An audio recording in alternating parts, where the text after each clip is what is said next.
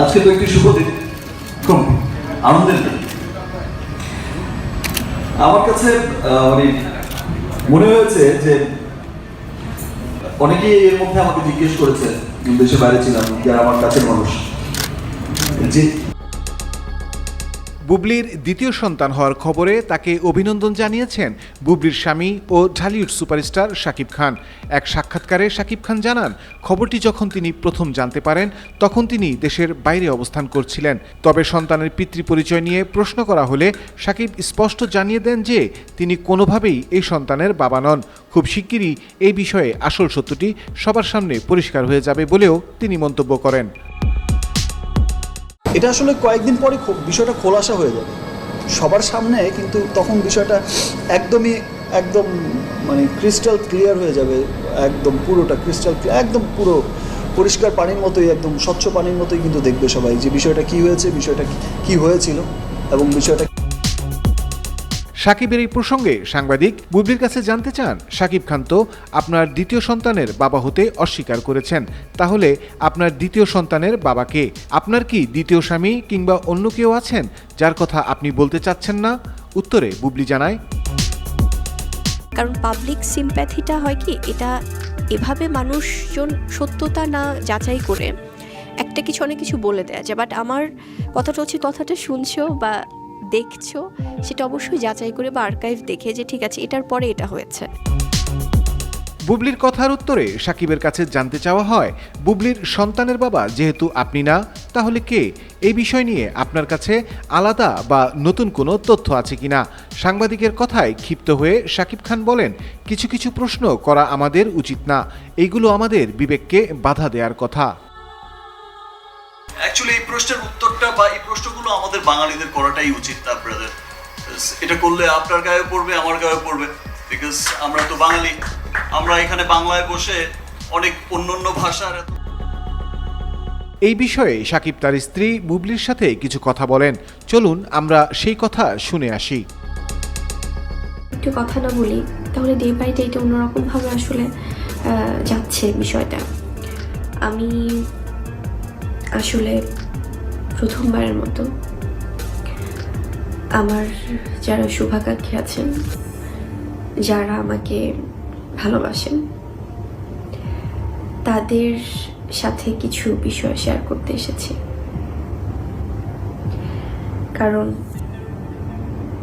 আমার কাছে মনে হয়েছে যে আমার কিছু দর্শকদের সাথে যদি কোনো কমিউনিকেশন গ্যাপ হয়ে থাকে বা যদি কোনো না কোনো বিষয়ে কিছুটা হলেও ভুল বোঝাবুঝি তৈরি হয়ে থাকে, সেটা দূর করার চেষ্টা করা, বা আমার জন্য যদি একজন দর্শক হলেও একটু হলেও কষ্ট পেয়ে থাকেন, তাহলে সেই কষ্টটা দূর করার চেষ্টা করা একজন মানুষ হিসেবে হলেও আমার দায়িত্ব।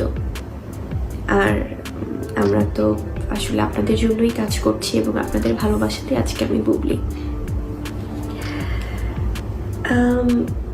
আমি বিগত প্রায় 7 বছর কাজ করছি ফিল্ম ইন্ডাস্ট্রিতে। তো সেই জায়গা থেকে আমার যারা শ্রদ্ধেয় পরিচালক আছেন, যারা শ্রদ্ধেয় প্রডিউসার আছেন, যারা আমার কো আর্টিস্টরা বা কো অ্যাক্টার্স বা যারা সিনিয়র যে সকল আর্টিস্টদের সাথে আমি কাজ করেছি বা করছি, তারা আমাকে কিছুটা হলেও জানেন যে আসলে আমি কখনো সজ্ঞানে আমি কোনোদিনও কারো মনে কখনো কষ্ট দেওয়া বা কাউকে অসম্মান করা, কারোর সাথে বেয়াদবি করা বা কখনো কোনো শুটিংয়ের শিডিউল ফাঁসানো, এই কাজগুলো আমি করিনি, কখনোই করিনি। সেটি যারা আমার সাথে কাজ করেছেন, সেই টিম বা সেই টিমের শ্রদ্ধেয় মানুষজন তারা জানেন। তো সেই জায়গা থেকে আমি অনেকবার অনেক বিষয়ে আসলে কষ্ট পেয়েছি, সেটা গণমাধ্যম থেকে হোক, হয়তোবা আমি একটি কথা বোঝাতে চেয়েছি বা বলেছি, সেটা হয়তোবা অন্যভাবে উপস্থাপন করা হয়েছে।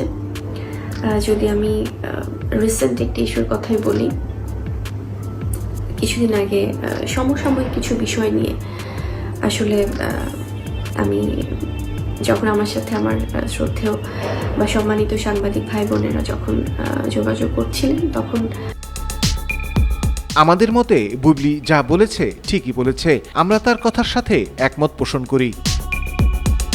আমি আসলে টানা যেহেতু আমার শুটিং চলছে, এগুলো অনেক আগে থেকেই তো শুটিংয়ের শিডিউলগুলো দেয়া থাকে, তো অনেক সময় আনএক্সপেক্টেড অনেক ঘটনা ঘটে যায় পার্সোনালি, যেটা আমি কখনোই চাই না আমার প্রফেশনাল লাইফে এটার ইম্প্যাক্ট পড়ুক।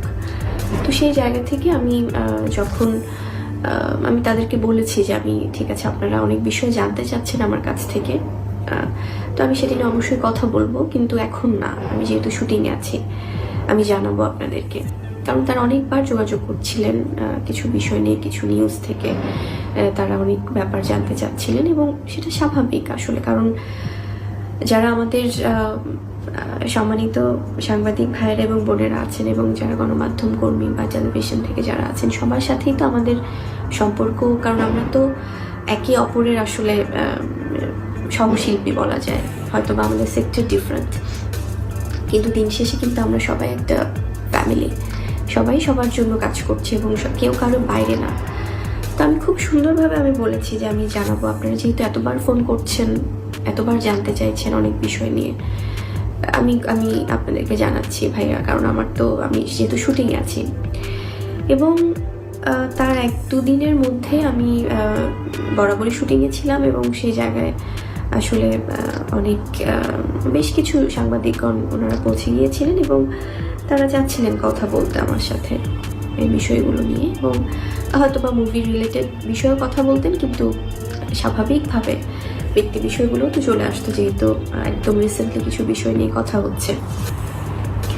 তো আমি তাদেরকে আসলে খুব সুন্দর করে আমি ডেকে আমি বলেছিলাম যে ভাইয়ারা, আপনারা তো এসছেন, আমি তো আসলে জানতাম না আপনারা আসবেন, কিন্তু যেহেতু আমি একটা শুটিংয়ে আছি, তো আমার ব্যক্তি বিষয় নিয়ে কথা বলে নিশ্চয়ই আমি এত বড় একটা অ্যারেঞ্জমেন্টের শুটিং চলছে, সবাই ইনভলভ, এত আর্টিস্টরা, এত টেকনিশিয়ানস, এবং আমার ব্যক্তি বিষয় নিয়ে কথা বলে নিশ্চয়ই আমি এই শুটিংটা ভণ্ডুল করতে চাই না, তাদের সময়টাও তো তাদের কাছে ইম্পর্ট্যান্ট।